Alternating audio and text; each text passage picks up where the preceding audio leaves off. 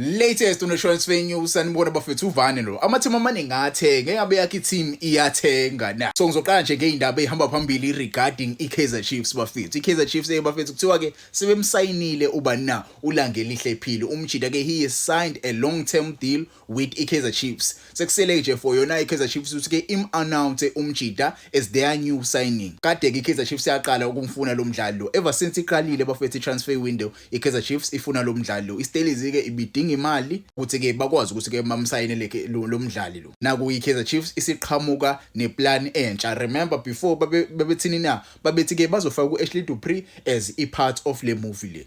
Abagcinanga ngawo Ashley Dupree baphinde ba-add futhi omunye umdlali ngaphezulu bafaka no Given Msimango. Given Msimango uyena ozoba part of le deal le beno Ashley Dupree. Bonaka bajida ke babonakalile namhlanje eCape Town eyale eStelis yabo. So iKaizer Chiefs ke itholele umdlali wangempela lo lethophu ke umjida uzofika kuKaizer Chiefs ashine ngempela angatholi pressure yabo. Ngibazwile abantu bekhuluma ngempela bathi ke uzoba nepressure because iKaizer Chiefs idedele 2 players plus ke imali ngaphezulu ngenxa yakhe umjida. So mefika kuKaizer Chiefs akumele athole pressure eningi umjida ka focus nje ebholini. Ezinye izindaba eziphumile ke bafethu Orlando Pirates igcine announceile ke ubani na uThapelo Mokoboti lo engeke ngakhuluma ngaye ngasho ukuthi ke ufunwa yiyona Orlando Pirates umjida ubedlalela iStelis. Orlando Pirates semthenge kuyona iStelis. iStelis ibuye ngathi ke siyadedela ngempela kule insuku le top umjida uzofika adlale kahle kuOrlando Pirates. I'm sure abantu abaningi bayibonile ke le announcement le eshawa izoli Orlando Pirates. Kwezinye izindaba eziphumile ngisakuyona nje Orlando Pirates thiwa ke Orlando Pirates igcine ke imdayisile umdlali okubana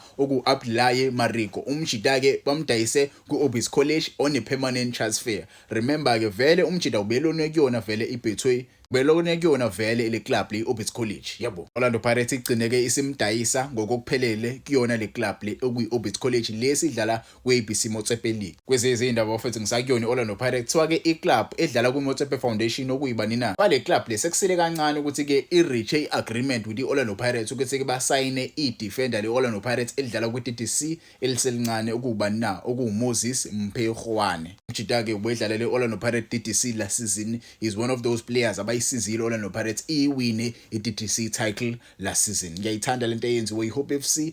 They are signing youngsters and they are also signing experienced players. Leyo nto ke leyo iyakwazi ke yakhe iteam yangempela because lama youngsters lawa azokwazi ke afakwe endleleni afakwe labadlali laba asebenayo experience yabo. Into le enhle eyenziwe iyona iHope FC. Abangayazi bazogcina sebeyazi iHope FC. So ibona nje soon idlala kuBetho Premiership. Kwesinye izindaba ngisakuyona iHope FC umdlali wayidlalela eMaritzburg United midfielder uYosef Japi umjida ke bafethu ke ugcine engasayinwanga iyona iHope FC umjida. He was being assessed by the team but ke igcine ingakwazanga ukuthi ke imsign. Akuyona futhi ke iHope FC umjida uXhosa Manyana umjida ke usayinwe iyona iHope FC bamu-announcele namhlanje as their new signing. Kwezinye izindaba I spoke about Olwethu Makhanya. Olwethu Makhanya ke bafethu is the new signing yanina yeRangers le Scotland. I spoke about this deal umjida bamsayine ngo-75 million rands mase ke uyisa le mali le bamsayine ngo-4.5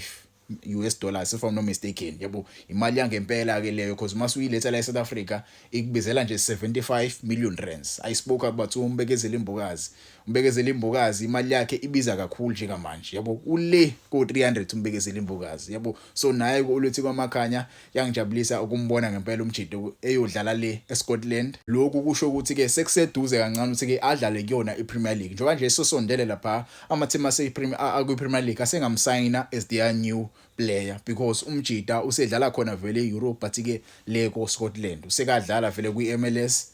Izindaba eziphumile ke bafethu umdlali obedlalela Orlando Pirates okubani na okuNeo Magwena umjida he was recently released by Orlando Pirates but ke amaZulu akwazile ukuthi ke amthole as their new signing. Umjida ke bamsayine as a free agent. I was really upset seeing Orlando Pirates emdedela lo mjida but ke let's hope mefika kuona amaZulu uzokwazi ukuthi ke azakhele igama because kumaZulu vele bakwazi ukuthi ke bamkhulise umdlali. We've seen many players being released by their clubs kuma TTC teams mase ke befika kumaZulu bashine ngempela. I can name many players from yona amaZulu. Kwezinye indaba eziphumile bafethu Orlando Pirates decide ukuthi ke imdayise on a permanent transfer uba now Goodman Mosele njengoba nibona nje bafethu Chippa United babhalile bathi ke he is permanent, which means umjida akasayi kwi-loan kuyona iChippa United. Remember phela Orlando Pirates biloko imlona kuyona iChippa. Orlando Pirates decide ukuthi ke imlone kwini na kwi-Durban City yathi iChippa United cha sicela ukumsayina this time simsayine on a permanent move. Kwezinye izindaba eziphumile kabafethu iKaizer Stars ke bafethu isishintshiwe igama layo akuseseyona iKaizer Stars sibizwa ngani na isibizwa ngeReal Native FC. Kwezinye izindaba eziphumile iPulukwane City namhlanje iannounced their new signing okubani na okumsindisi Khoza. Umjida ke ubedlala kwiAPC Motsepe League. Striker ke lezi abasaziyo kuthiwa ke siyadlala ngempela le striker. Kwezinye izindaba eziphumile kuthiwa ke iSAFA Technical Committee uChairperson uJack Maluleke uzoshaya ibriefing kusasa i-press briefing benobani na benoDanny Jordan beyokhuluma with iNation regarding the new Bafana coach. Remember ke ubani na ucoach ushilo namhlanje wathi ke udeclineile ioffer ukuthi ke aqhubeke as ucoach weBafana, which is very very odd because iSAFA yaphumela ubala yasho ukuthi ke ayikho ioffer yabakhona, but ke kuthiwa ke uHugo Broos yena udeclineile ukuthi ke aqhubeke abe ucoach wayo iBafana. Ingakho yaphumela ubala iSAFA yathi ke ayikho ioffer eseke yadeclinewa ibeke iqamba manga yabo because uHugo Broos uyena unqabile. So kusasa ke bayoshaya ibriefing basho ukuthi ke ubani ucoach omusha ozocoacha iBafana because iyaphela phela icontract yakhe uHugo Broos kusasa. Ingabe ke mhlambe phela basifihlele induku emqubeni ukuthi ke uBroos usazoqhubeka abamnikeze icontract entsha asazi yabo anything can happen lapha kwiSAFA. Kwezinye izindaba eziphumile kabafethu umdlali obedlalela ini na ubedlalela Chippa United okubani na okuGiovanni Philander umjida ke ubonakale efunwa yini na efunwa iPulukwane City. iPulukwane City isazom-announce nje kungekudala umjida ubefunwa yini ubefunwa iDurban City, but ke iPulukwane City it looks like they are the favorites ukuthi ke bamsayine as their new signing njengoba nje izoqala nje isizini yabo. iDurban City ke iluze kanjalo ukuthi ke imsayine lo mjida. Kwezinye izindaba Kaizer Chiefs iwinga leKaizer Chiefs okuGlody Lilepo umjida ke